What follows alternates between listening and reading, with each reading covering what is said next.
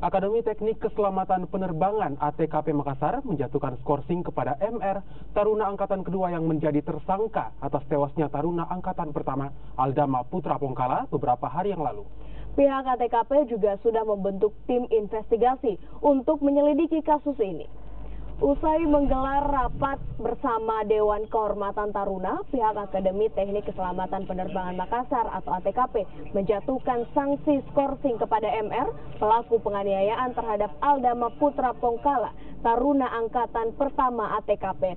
Sanksi skorsing ini diberikan hingga ada penetapan hukum dari pengadilan, bahkan tidak menutup kemungkinan pelaku untuk di-drop out atau dipecat. Skorsing ini juga untuk mempermudah penyelidikan terhadap pelaku. Selain itu, ATKP juga telah membentuk tim investigasi yang nantinya ikut menyelidiki kasus ini untuk membantu keluarga korban dan juga kepolisian. Ya, masalah di ketarunaan itu kami diminta untuk membentuk tim investigasi. Dan tim investigasi di ATKP Makassar sudah dibentuk pertanggal Senin, tanggal berapa tuh ya? Senin. Ya, tanggal 4 Februari.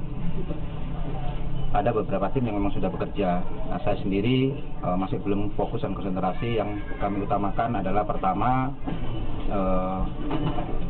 membantu korban.